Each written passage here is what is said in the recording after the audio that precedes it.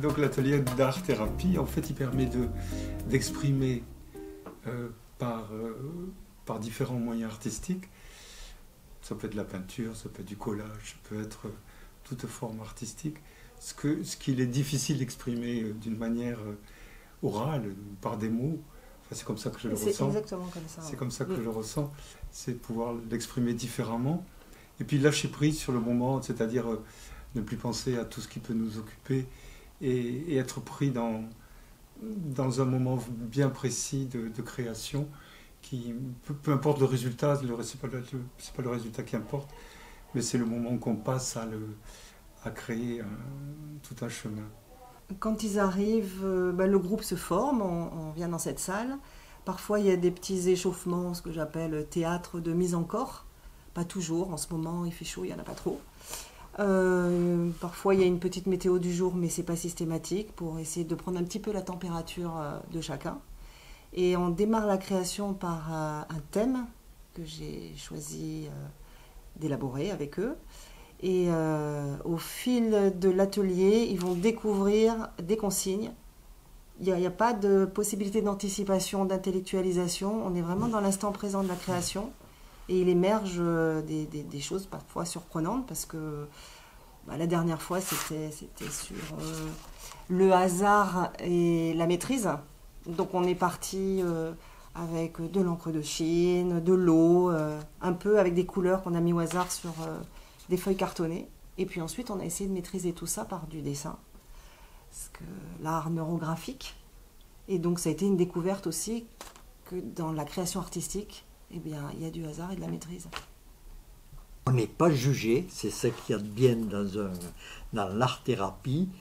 Ce qui nous vient en tête au moment où on le fait, eh bien, c'est exprimé comme ça. Des fois, c'est pas beau, des fois, c'est critiquable, mais là, on se laisse aller.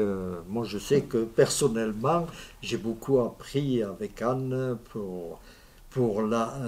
de faire l'art-thérapie. Je me suis même souvent lâché. Elle ressort une fois, on avait fait une grande toile et on avait fait chacun dans son coin un peu, mais on venait, puis tout d'un coup, moi il m'a pris, j'ai mis les mains et j'ai plongé et j'ai fait tout ce que j'avais à ce moment-là envie de faire. Et je l'ai fait. Oui. Et j'ai pas été critiqué. Oui, c'est un travail collectif, oui. En fait, où chacun crée peut-être un moment dans son coin, mais après on réunit ce travail et on en parle, on l'analyse plus ou moins, chacun peut s'exprimer sur le travail de l'autre. C'est vraiment intéressant. Et puis toutes ces mini-heures, on peut s'en resservir lors de notre atelier, ce qu'on a fait dans d'autres cas. Oui. Hein. Sinon, non, mais quand on sort de là, on est apaisé, on est tranquille, on a passé 3 bonnes heures, hein, tous ensemble. Oui, puisqu'avant, tu nous poses des questions pour essayer de nous faire sortir ce qui est enfoui en nous. Et bon, en général, on le livre. Comme on a confiance, on se livre. En même temps, c'est très cadré, c'est-à-dire que à chaque séance, c'est une nouvelle découverte, une nouvelle approche, et qui oblige à se concentrer sur un thème bien précis, tout en permettant à la fois de libérer l'imaginaire. Même on peut se surprendre du langage qu'on a exprimé au travers de la création. Oui, ça permet un autre regard. On voit apparaître ça permet un autre regard de ce qu'on vit. Oui, en fait, c'est ça. On voit à travers ce qu'on crée, ce qu'on est en train de vivre et qu'on n'a pas forcément conscience. Et là, de le mettre à plat sur, c'est pas une œuvre, mais sur une création, ça permet de le conscientiser, de le voir plus précisément, en fait. Même s'il y a une consigne, Anne nous dit qu'on peut dépasser cette consigne. Et donc, s'il y a des choses qui nous viennent et qui ne sont plus dans la consigne, peu importe, on peut aussi exprimer ce qui est au-delà de la consigne. Ça, c'est super intéressant. C'est le prétexte, la consigne, le prétexte à l'expression. C'est ça, oui. Moi, je me rappelle d'une anecdote, notamment Elisabeth, elle avait fait un dessin, elle avait fait de la peinture et tout, et à la fin ça lui plaisait pas. Elle a pris une éponge, elle l'a tout fait, et elle a fait un autre dessin qui lui correspondait à ce moment-là. On imagine complètement autre chose, on part dans une autre direction et l'accident fait l'œuvre. Ça arrive souvent. Moi je vois dans les couleurs, j'arrive grâce à Anne à apprendre certaines techniques, alors que d'habitude je peignais n'importe comment, mais maintenant je sais comment estomper si j'ai mis trop de couleurs. Et ce bénéfice par rapport à la pathologie pure, Oh, là, quand on fait ça, on ne pense pas qu'on est malade. Hein. Là, on est ailleurs, on est transporté pendant 2 heures, 3 heures. puis aussi... Comme tous les ateliers qu'on fait ici, on n'est pas considéré comme des patients, on fait ce qu'on a à faire et on arrive à faire des progrès parce que personne ne nous juge. Puis le collectif peut Il y a le bénéfice du groupe. Voilà. Oui. Le groupe est très porteur.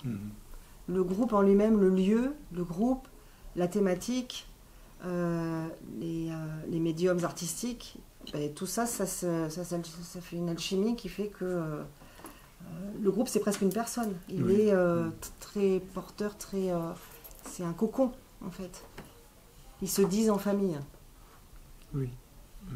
Est-ce que tu as un média que tu utilises particulièrement? La peinture On fait beaucoup de mélanges, en fait. Découpage, collage, peinture, écriture, théâtre. Sculpture, on a fait du modelage. Beaucoup de réalisations avec des matériaux de récupération. Donc je collecte des tas de boîtes d'œufs qu'ils m'amènent, et j'en ai plein à la maison. Et ensuite, ils fabriquent des objets avec ces matériaux de récupération. On peut réutiliser, réutiliser, écraser. Alors après, les créations, ce qui est intéressant, c'est qu'ils ne les ramènent pas chez eux. C'est comme si ici, on va déposer quelque chose, c'est comme ça que je l'analyse un petit peu. On le laisse ou ça passe à la poubelle, mais personne ne ramène jamais sa création chez soi. C'est même vrai. pas un désir. Non. C'est naturel. On laisse ici parce que c'est fait ici. Mon épouse, des fois, elle me dit: qu'est-ce que tu as fait? Oh, je l'ai laissé, je ne l'ai pas ramené. Je l'ai pas ramené. Moi, je leur dis, vous pouvez ramener chez vous, vous pouvez le détruire, vous pouvez... Ouais, je c'est garde fait, rien, mais non, tout reste ici comme si c'était déposé là. C'est notre sanctuaire. Hein. Voilà. Mais c'est une bulle, en fait, comme une bulle éphémère. Alors ça représente quoi? Ça représente le travail de plusieurs séances, et une séance, c'est quoi exactement? Il y a plusieurs séances avec plusieurs techniques. Bon là, il y a toujours du collage, mais c'était pas forcément dans le but d'être collé. Il y a au moins 4 ou 5 thématiques différentes là qu'on a remises ensemble. Sur quelque chose de collectif, parce que je trouvais que finalement c'était dommage de séparer tout ça. Donc ils ont réuni leur création et ça fait une création. Ça, ils étaient combien à faire réaliser cette création? Alors en fait, par exemple, ça c'est de l'art arborigène, tout ça là, tous ces petits détails, ça, j'en ai... Pour réaliser ça, on était, je sais pas, 4 ou 5. Et puis c'est venu, le collage il s'est fait comme ça rapidement, hein, sans trop réfléchir. En fait, on regarde l'harmonie des couleurs, et, ce qu'on a envie de faire ressortir, et puis on se laisse libre. Qu'est-ce que tu penses de l'art-thérapie? Ça détend, ça détend, ça... Je sais pas, moi. Comment tu sais pas? Explique-nous. Et je peux expliquer ce que je Et sais pas. est-ce que ta maman, ça lui fait du bien? Est-ce que Oui, tu penses... ça nous fait Oui, du bien à nous deux. à tous les Moi, deux? j'ai fait un truc là, j'ai fait ça. Là. Et donc à chaque atelier, tu viens aussi avec ta maman? Quand Tu peux, que pendant quand les on est en vacances. vacances. Ou alors quand le matin, le mardi, j'ai un rendez-vous quoi. Parce que sinon, j'ai l'école. Et ça finit trop tôt par rapport à mes horaires d'école. Et ça, c'est maman qui a fait. Et elle est où la note? C'est comme l'encadrement. En fait, tu peux prendre ça, tu en fais une œuvre extraordinaire. Si tu fais un fond incroyable avec un bel encadrement, le truc, ça n'a plus rien à voir Il avec n'y a ça. plus l'étoile de maman. Mais non, on a tout enlevé, mon cœur. Mais mettez-la avec. Mais sans le jette, du coup. Il était trop beau Il est trop beau le Celui-là, blé c'est qui l'a fait violet. déjà? C'est toi? Celui-là, c'est ma fille qui l'avait fait. Ah, mais il oui, est trop c'est sa beau. fille. Il est trop beau. En fait, il est sorti un peu de la consigne. Une œuvre éphémère. Oui, mais avant. Ouais. Avant, ça nous a pris une heure et demie. Ah oui. Avant, vous avez travaillé votre fil rouge artistique. Fil rouge. Et qu'est-ce que c'est ça, travailler la fibre artistique, dis-nous? On avait une série de 3 questions. Donc les questions c'était qu'est-ce qui a retenu votre attention sur une œuvre d'art, sur une œuvre littéraire et sur une œuvre musicale. Et donc pour chaque type d'œuvre, ces messieurs-dames devaient essayer de comprendre ce qui les a attirés, pourquoi est-ce que vous aviez choisi ces œuvres plutôt qu'une autre. Et en fait, on s'est rendu compte que chaque personne avait sa sensibilité, sa personnalité, et qu'on retrouvait un fil rouge au travers de ces différentes œuvres.